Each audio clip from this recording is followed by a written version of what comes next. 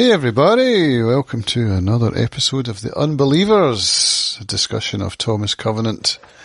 I'm Cams, an unbeliever, and I'm joined as always by... Barge is the unbeliever.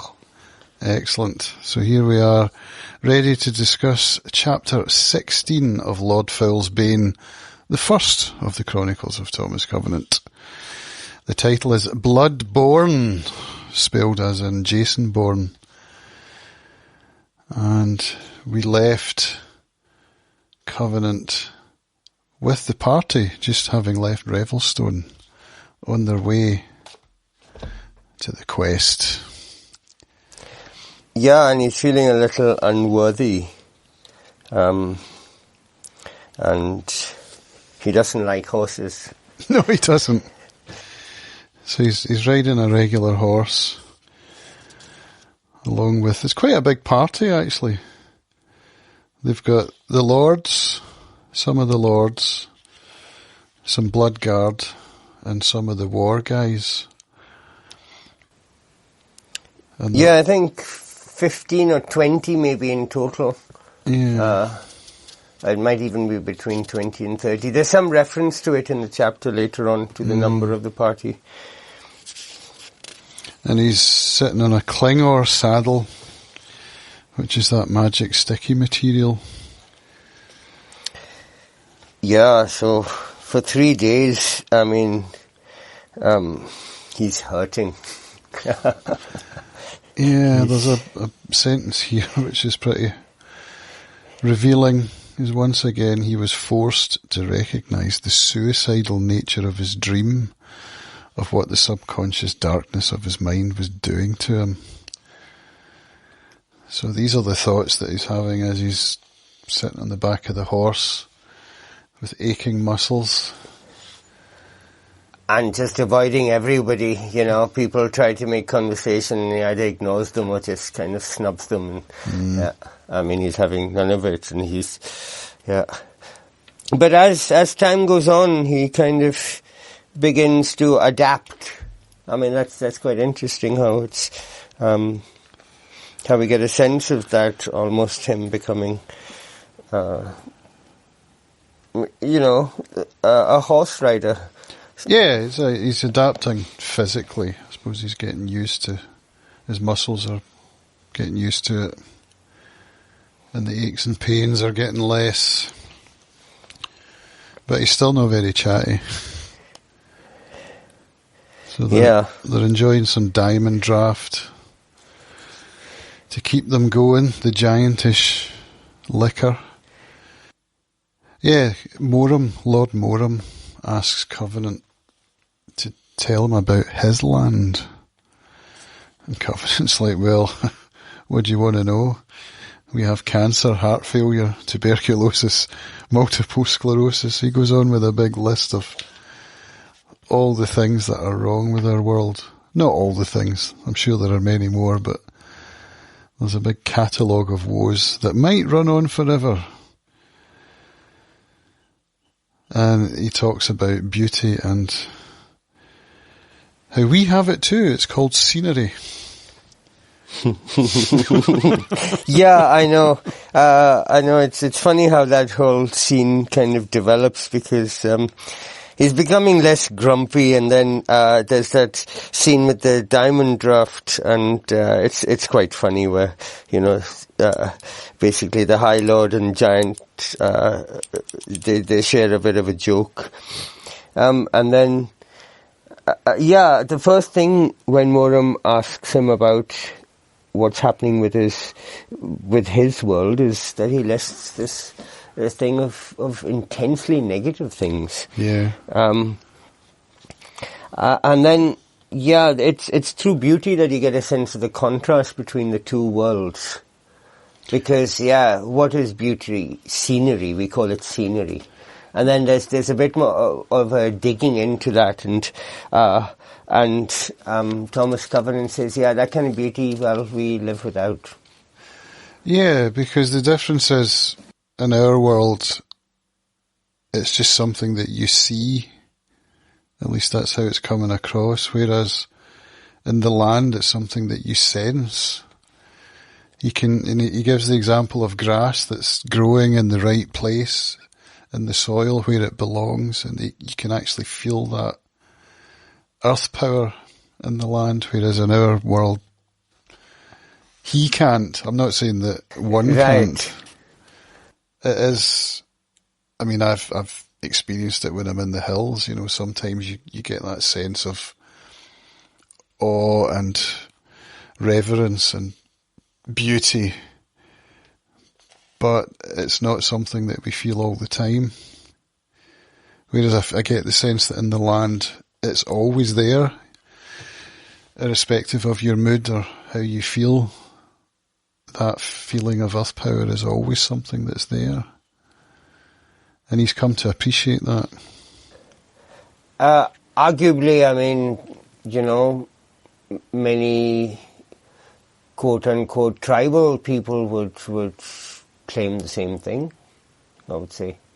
Yeah, and I would say the same thing, that it is always there, but we just don't feel it because of who we are and how we get caught up in stuff, and whether it's ego or whatever it is that smothers that sense of beauty in the world. Whereas in the land, I get the feeling that you can't smother it. It's so powerful. But look at how they're living. I mean, you know, go back a number of centuries and go to certain, I'm not saying all or many, but I mean, maybe go back a few millennia and you'll have pockets of humanity that would be living in that kind of harmony, that kind of, you know, cooperation and that kind of reverence for spirit and the land and entities which are infused everywhere around. Yeah, so that's a statement on society and so-called progress, isn't it? Mm. And Stephen Donaldson is writing this, so presumably he has felt this himself, or the lack of it himself, and is expressing it through the land. Yeah, there is a bit where Covenant, we read that he thinks of Haven Farm, and then he starts to feel that there is beauty in our world. And he thinks of his home, and then it comes back to him that, and that's when he goes on to talk about scenery, that we have beauty too. Yeah. His home, and he possibly thinks of Joan, and, you know, the feelings that he would have had when they had maybe first courted or he'd fallen in love and things like that. Yeah, so I don't imagine he's thinking about post-diagnosis Haven Farm. You know, where he's having to watch about table edges and stuff like that. Right, and the empty stables. Yeah. And then Moram here says, life without beauty? Ah, my friend, how do you resist despair? And he says, I don't think we do. Yeah. So despair, despite, the words that are used to describe Lord Fowl. Mm. So this is, I mean, I've always thought this about this book, that Lord Fowl is an externalisation of despair. And interestingly, I mean, this is totally off on a tangent, but this has come up in some of the research I've been doing about Crime and Punishment and about Raskolnikov, and how Dostoevsky's externalising his despair into some of the other characters in the book. So I'm kind of getting a parallel here with the character of Lord Fowl, as he's portrayed as the externalisation of despair. Yeah, well, that's an interesting thought to bookmark and think about more later on, huh? I would have thought. Another interesting observation is that Moram, seems really curious, okay, tell me about your world. But once they've had this thing about beauty, then he asks him no more questions. That's it. Yeah. And I also get a sense that the people are beginning to really see maybe what a miserable side of Thomas Covenant is often presented, in terms of thoughts and expression and personal experience and outlook and, what possibilities a leper might envisage, which are very, very limited and narrow, and certainly compared to those of the land. So, utterly miserable. And remember that the people of the land can't see him in the same way that they can see one another. Although on this point, there's later on a nice little bit where he's told, after he's been suffering, I see your pain. There's a little bit, we'll come to it later on. But, it's part of all these changes that he's going through and maybe in relationship to the land and the people of the land. So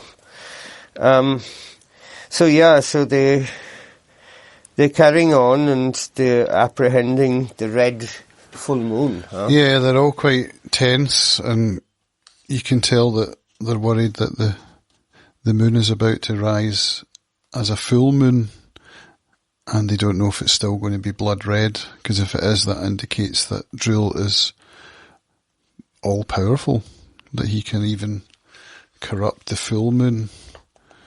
And of course it does rise and it is red. So it's like a moment of doom. Yeah, and it has an effect on Thomas Covenant's ring as well. Yeah, it does, yeah. The metal looked as if it's been dipped in blood. So is that what the title of the chapter is referring to? Bloodborne? His ring? Is he bearing a blood-stained ring? From this moment onwards, he seems to be. Mm. Yeah, and then all of a sudden he begins to... Well, so the party is there, the moon is turned red, and kind of everyone is kind of nervous and apprehensive. Thomas Covenant's white gold ring is now blood red, and then he starts to... Well, that's right. Banner tries to interact with him, and he's kind of irritable and doesn't want to be touched. Don't touch me. And then a vicious sense of wrong exploded under his feet, right? Yes, this is a return to what he experienced in Andalane as he was travelling with Atiaran. Right. And then he behaves very strangely. He shouts in Banner's face again, "Don't touch me." And everyone is kind of a little bit shocked and outraged at his behaviour. Mm. So yeah, when he gets shocked by the feeling of wrongness, and he flung himself to the earth, and then Banner catches him, and rather than thank Banner for catching him, he says, "Don't touch me." Yeah, he kind of spits that and shouts it in his face. And they all stare at Covenant in surprise, confusion and outrage. So this is what you were saying, that they're all starting to get a sense of what a negative character he is. Yeah, I mean, in this instance, when he kind of calms down a bit, he seems to be saying that he thinks foul is possessing him, or that's what's going through his mind. Yeah, and then they discuss the boots, the fact that he's being attacked because of his boots. That's in a couple of pages' time. And they say to him, "Why don't you just take them off?" Because it seems that that's what's causing it, is the boots that he's wearing. So they say, "Take them off," and he says, "No, they're part of me. They're part of the way I have to live. I don't have very many parts left." And I thought, well, I don't know, that seems strange to me, that if you're experiencing such pain and you know what the cause of it is, why would you not just take them off? Yeah, right. But so after the first time he feels it, they go and verify the kind of spot, and they agree that this is the Slayer's hand behind it. Yeah, I think Prothol tries to feel it and just gets a vague sense of it as it disappears. Yeah, right. And then Thomas Covenant tells him about all the other times he's felt the evil in the ground, and he's asked why he didn't tell them, and he says, I didn't at first. I didn't want you to know how important Fowl and Drool think I am. Right, so fine. So then, yeah, and it comes through his boots, and he doesn't feel it if he's barefoot. So why not just take your shoes off? Yeah. And why give a bullshit response, you know? Yeah. And it comes out later on, though, that he is doing it for them. Effectively, he's kind of being a martyr, because it's a trace. They'll be able to, I don't know, it's I don't know, like you receive the mobile signal, so you can put some kind of tracer on it, try and understand what's happening, rather than just ignore it. That seems to be what he's doing. Because Foam Follow as well kind of is really not into it, and Foam Follow is his pal, and is saying, like, why are you doing all this to hurt yourself? And it does seem like he's making himself out to be a martyr. He is being hard on himself as well. I mean, he's being hard on himself for suffering, as it were. But I mean, this sting, this whatever sense of wrong is following him around on the ground whenever he's on the ground. So it's clearly just to do with him, of course. And yeah, to answer like that, they're part of me. To Foam Follow, when Foam Follower asks why you're doing it, is just to mask. And I mean, Moram says later, do not do such a thing for us. Yeah, because the point was that he says, if I don't keep having these fits, how is Prothol going to figure them out? Right. Which, I mean, that's true. But, I mean, it gets worse. It seems to get worse with each attack until he's actually knocked unconscious at one point by the strength of the attacks. That's right. And that carries on. I mean, it would have been actually later on when we find out what was actually going on towards the end of the chapter, it would have made more sense actually for him to have taken his boots off and not to have suffered. Because when they finally figure out what's going on is that Drool is using the staff to try and trace him. Yeah. And he can trace him through the boots because the boots are not of this world. That's right. That's what the explanation that whoever it is gives of it later on, right? Yeah, and it's verified by the fact that he had a day off when they surmised that Drool figured they were going to follow the river, and they didn't follow the river, so Drool was looking in the wrong place for a day or so. Yeah. And then he caught up with them again. And the end result was he takes his boots off. I'm like, well, you should have taken them off like a few pages ago and not had to endure all that pain. I know, I mean, like, being a bit of a martyr. Yeah, but it was Moram who, did he hug him or something? Well, Moram says, okay, it's your choice, you want to feel it, fine, but this time I'll stand right by you so I can feel it as well. Mm. And that's when he does that, when he hugs him as he's kind of shaking and things. It is straight after that Moram says, well, this is Drool. Yeah. Which makes sense. I mean, I remember on the way to Revelstone, we discussed the idea of why Fowl might want to thwart his progress. And when the wraiths were eaten up in the celebration chapter, again, why would Fowl want to prevent his message being delivered? And so now we get the answer that it's been Drool. It's been Drool all along. Right, yeah.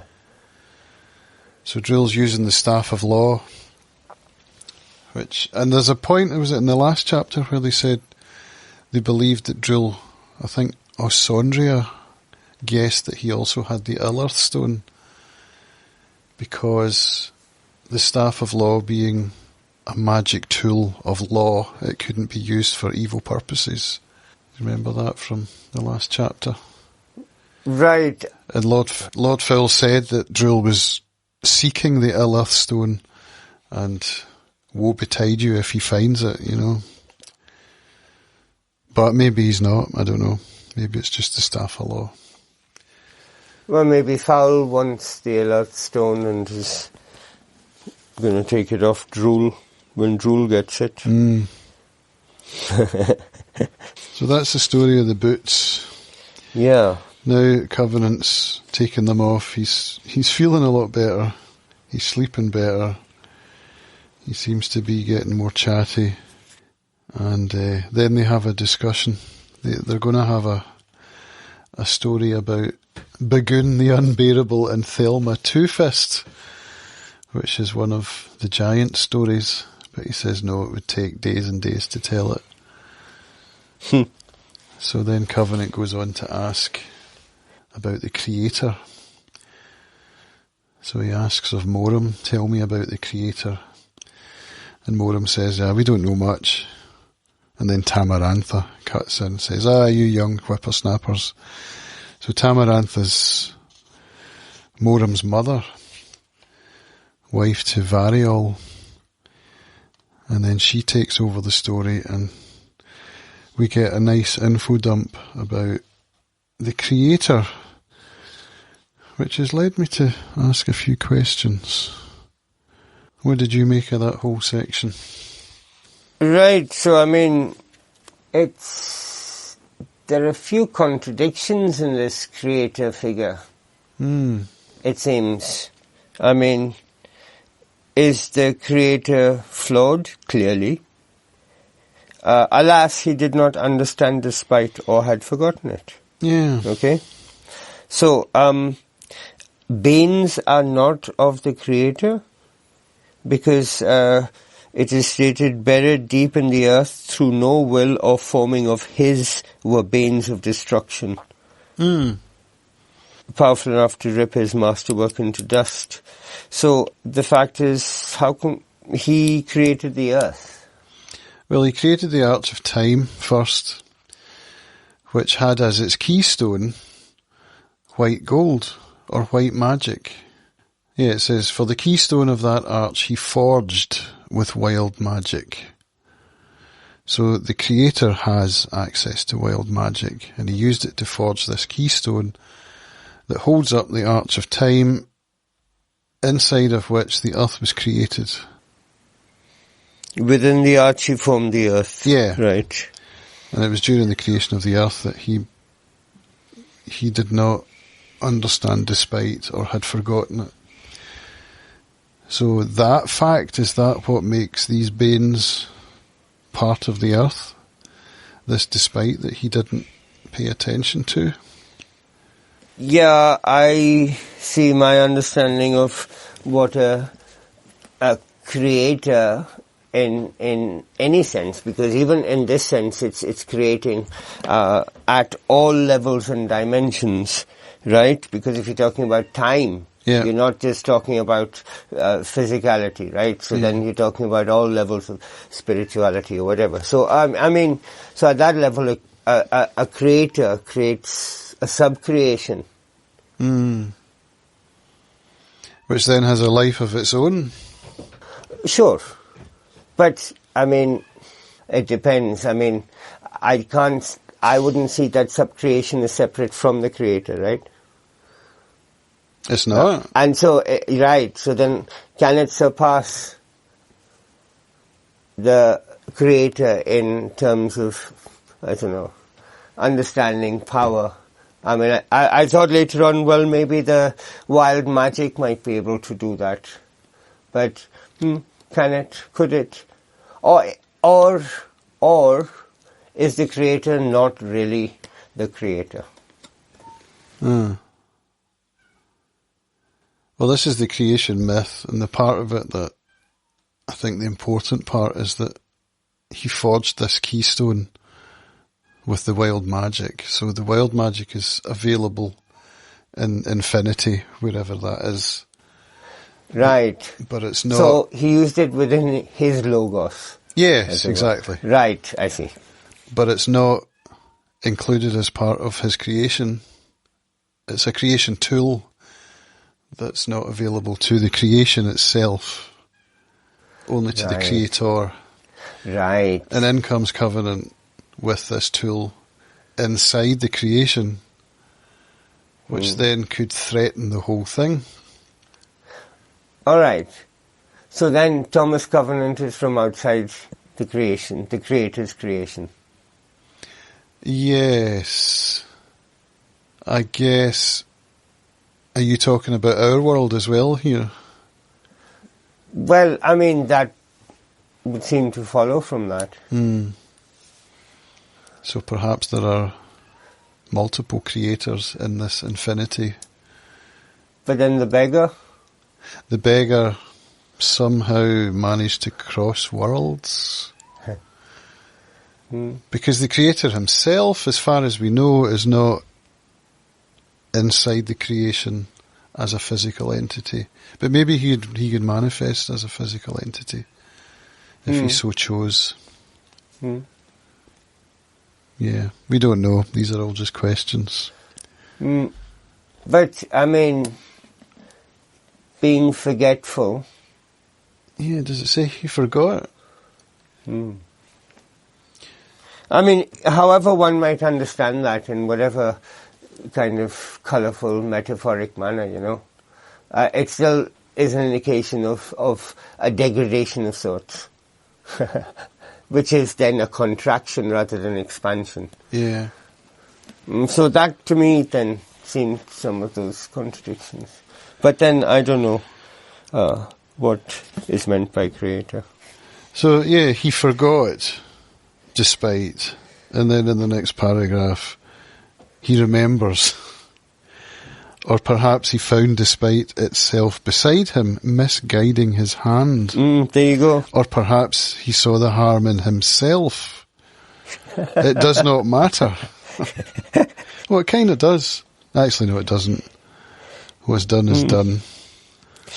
So, I mean, he became outraged with grief and torn pride. So maybe this creator is at the level of, you know, the jinn or the jinn of Islam, you know, or it's kind of a middle type level, or like a minor Greek god. Maybe, or in the Hindu pantheon, any of the gods, rather than, as it were, Brahman, which is the creator, and creation, and everything, of which everything is an expression. Right, yeah, I don't know that mythology. I mean, it's in contrast with the Christian notion of a creator.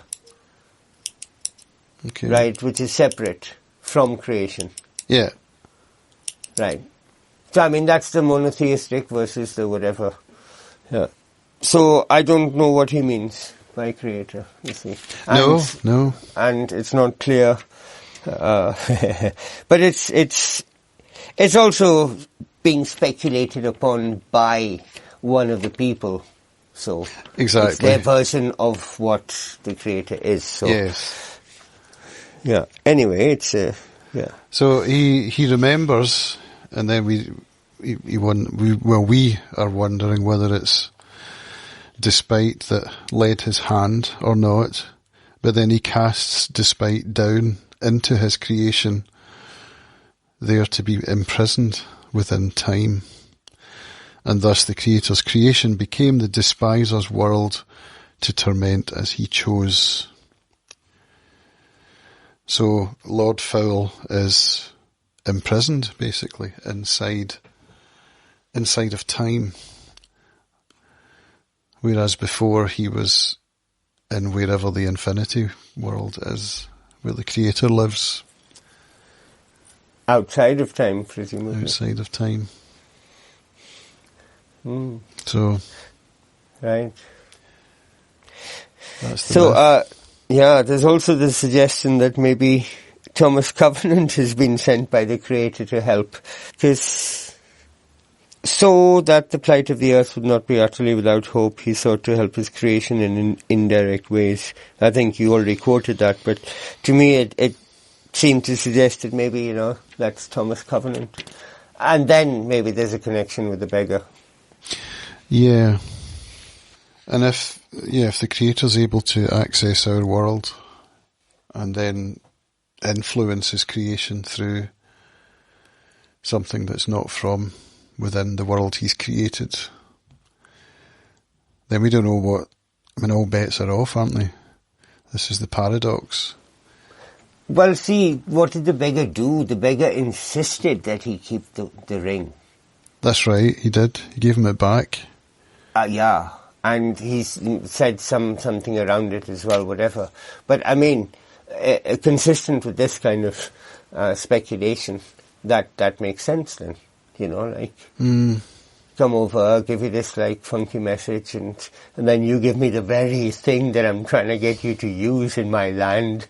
Yeah. So that means, if that were the case, because we've always heard from Fowl that Covenant doesn't know how to use the power, and that's why Lord Fowl, we're told it's Drool that brought him into the world with the Staff of Law, and he did that because it's like a 2 fingers up to the Lords. It's like, I'm bringing in the only tool that could ever be used to destroy me, and it's unusable because the guy that has it's a leper. But the Creator himself, who gave Covenant the ring back in our world, he must believe that Covenant at some point will be able to use the ring. So we've got the Creator and the Despiser at loggerheads, different opinions. And that's the paradox. He'll destroy or he'll save or damn the land. Would Drool really have been able to summon Thomas Covenant with the stick? Or is that, I don't know, Porky? I think that Fowl had Drool do it. I don't think Drool would have brought Covenant in without having been given the instructions to do it.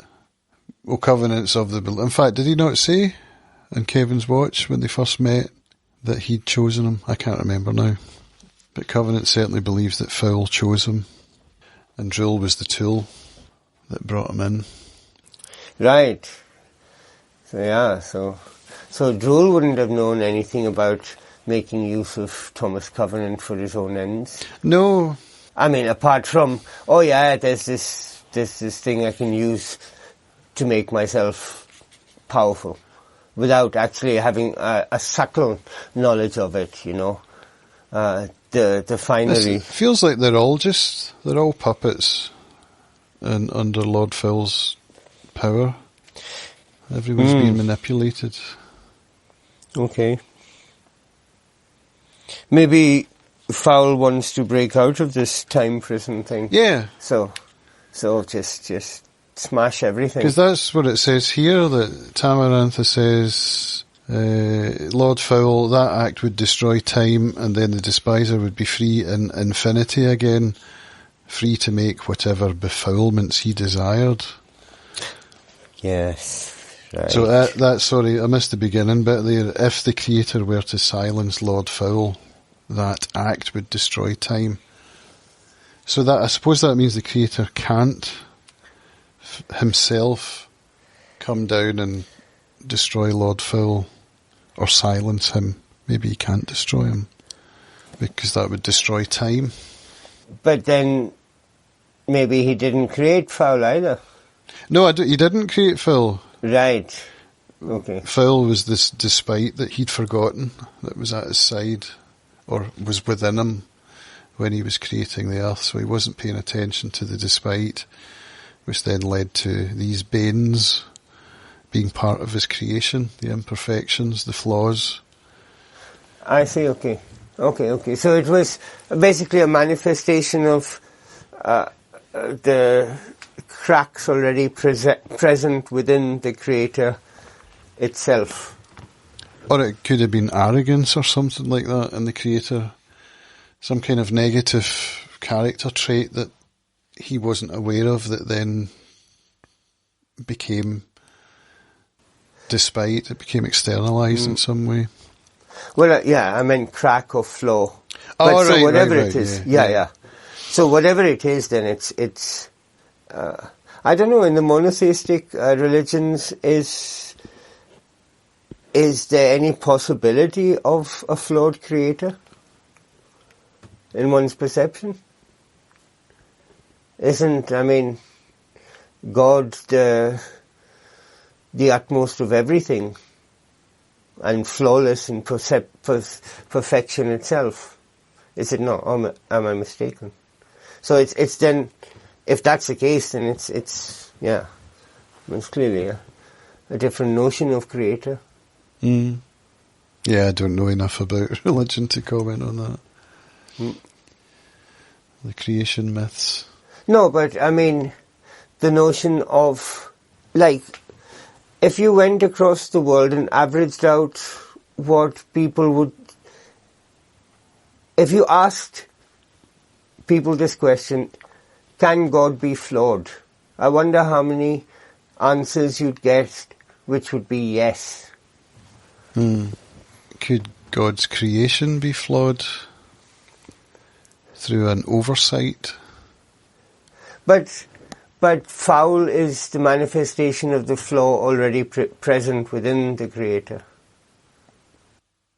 Within or without, it does give us the option.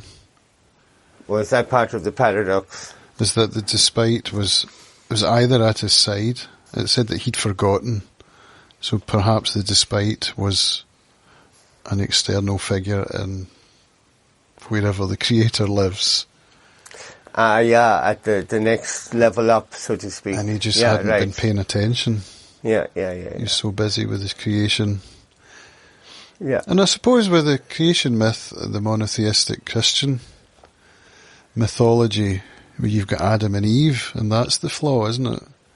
With the serpent but that's the flaw in the creation, not in the Creator.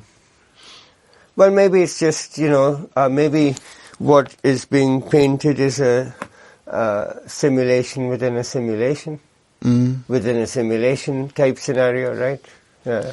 Or a video game within a video game, and then it's the programmer, a series of programmers or something. It's Turtles all the way down. Turtle Bridge, that was my first video game, the Nintendo. Yeah.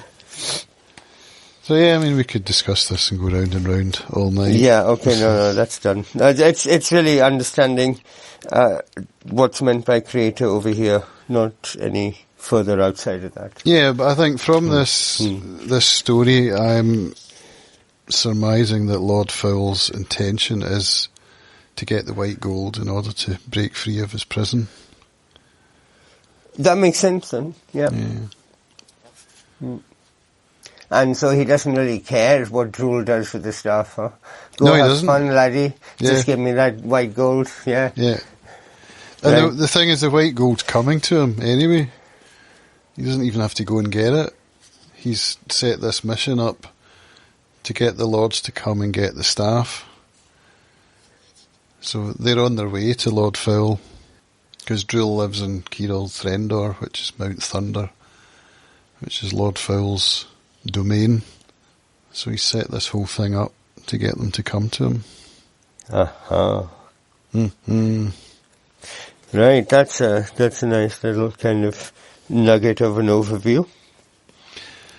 And then they talk about the test, and it says, "Do not mistake, if we cannot win this unbeliever to our cause, then the earth will end in rubble." So that's the end of the story, the creation myth.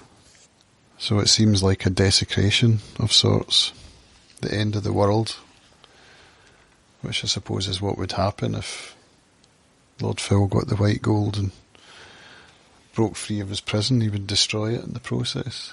Yeah. So that's what they're fighting against, the destruction of the world.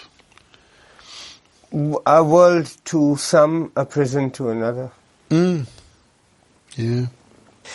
So, Okie dokie. There's our creation myth. I haven't underlined anything after that. Okay, so basically they set off the next day, and then they come across a Waymeet. Oh, yeah. And the Waymeet was untended. Yeah. And this is kind of a shock to some, but like, okay, after Thomas Covenant had told them about the Wayne him who had been murdered, they weren't surprised. And I think Ati Aaron, that's right, Ati Aaron had said, I hope this doesn't mean that they break their contract. Yeah. But it has meant that they've broken their contract. Yeah, I mean, you can understand it. Yeah. Also, at that moment, Thomas Covenant notices that Foam Follower, normally so cheery, is furious. Just for a moment, you have a sense of fury. His face was suffused with fury. Mm. Unexpectedly, he sensed that the unmarred loyalty of the giants of the land was dangerous. It was quick to judge. Mm. So it's then after this then that he gets bitten again, basically, he gets attacked again, and this time with greater and greater ferocity. Yeah. And also, interestingly, as they are reacting to Thomas Covenant's pain and him going through this until they come to the point where they realize actually you don't have to take your boots off as soon as you can, they are reacting with sympathy, and Thomas Covenant is slowly kind of becoming aware that it is sympathy because he doesn't really understand it. Where do we go? So, Foam Follow's face showed strain, but it was not the strain of exhaustion. Rather, it seemed like a pressure building up in his mind. A pressure made the fortress of his forehead appear to bulge. Covenant stared at it dumbly for a long moment before he realized that it was sympathy. So the sympathy showing is anger in Foam Follower? No, Foam Follower is angry at the Waymeet. Ah, yeah. Okay. Because at the evidence that the contract had been broken. So it's the start of the earth, the kind of earth power being... there's changes happening in the land where friendships have been broken down and contracts have been broken, and it's corruption. Yeah. So yeah, basically. And then that's really getting towards the end of the chapter after some of these scenes that we've already discussed. Yeah, we go through the scene with Moram and the hug.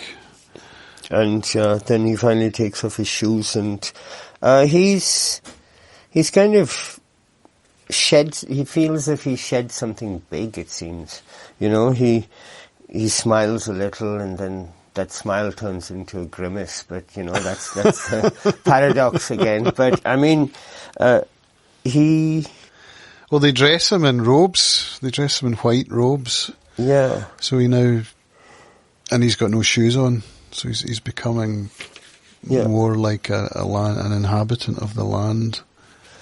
And he's been taken care of. He's like, Foam Followers had him kind of in his arms. He's been like a baby. Plus, of course, they've seen his suffering, even if it was unnecessary, being the martyr and all that. They saw that, it was sincere and he had done it, even if it was out of guilt or whatever, a sense of unworthiness. So I mean, there's certainly a lot more acceptance. And, maybe he will yet decide to stay rather than go back. Well, that's the thing, we discussed at the beginning that he was thinking of Haven Farm with nostalgia. That would be his incentive. And he seems to be... I mean, we've discussed before how his VSEs and his sort of belligerence as a defence mechanism, he's held on to them during his time in the land because he fears to let them go because that's what keeps him alive. But now he's starting to let those things go a little bit. He's accepting that these characters do have genuine sympathy for him. They care about him, and he's starting to let them in a little bit. Is that the sense you're getting? Well, yeah, very much so. Even at the end of the last chapter, he felt unworthy when setting off. So, I mean, compared to them, and the grandness of it, or whatever it was, but yeah, he's got a few things to reckon with and deal with regard to the land. Certainly, what he did to Lena. Oh, yeah. And in this, they go within sight of Adelaine. There's a little scene, and the sight lifts them up, but that's then getting close to his rape, his violation of that. Yeah, none of the travelling party know of it. The only one who does is Covenant himself. Not even Foam Follower knows of it. Not even Foam Follower, yeah. So it's almost like it's bubbling under the surface. It feels like it's going to have to come out at some point. Or is it? I don't know. But yeah, it mentions the word repose here, which I like. As the giant's huge palms, each as large as Covenant's face, stroked his head tenderly, and in time the caress had its effect on him. His eyes lost their ghastly appearance and his face relaxed, drifted away from torment into repose. So he's starting to accept, I think, but then the very last sentence where it says that they rode off, he rode attenuated and careless as if he were locked between impossibilities. So there's the paradox again. Yeah.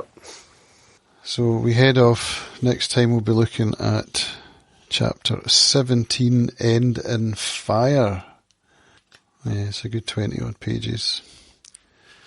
A bit longer, in fact. So, yeah, it's a bit of a travelling chapter we've just gone through with the creation myth dropped in there for us to ponder. Yeah, one of the many. Oh, there was one bit I didn't mention actually, which I'd like to go back to. It's quite near the beginning where there's a little song. It's a Vesper hymn of Revelstone. And the first line of it is 7 hills for failed faith, for land's betrayers, man and wraith, and one brave lord to deal the doom, to keep the blacking blight from beauty's bloom. So I looked up 7 hills, because it made me think of Dante, but of course Dante's Inferno was 9 rings, it wasn't 7 hills. But there's a concept of 7 hills and 7 heavens, which goes back to Mesopotamia. And the Mesopotamian goddess Inanna travelled through 7 hills to find her lover, sharing one item of her royal clothing at each gate. And then it says, following on from there, Judaism has 7 hills, and it gives a list of the names, one of which is Sheol. And if you remember, that's the name of one of the ravers, Sheol. Sheol, Jahannam, what's the other one? Turiya, I think. So I just thought I'd add that little bit of info there. Well, here's another bit of info. My dentist is 7 hills. But yeah, some folk find going to the dentist hell. Yeah. But anyway. Oh, way to end it. Nice one, Barge. What was the last one? You had another great ending the other day about the name of a place in Edinburgh. Revelstone Dykes. Yeah. Is that it? Yeah. First time you'd heard Revelstone, you came out with that. Right, folks, that's us off. Thanks for listening. We'll see you all again next week. Bye for now.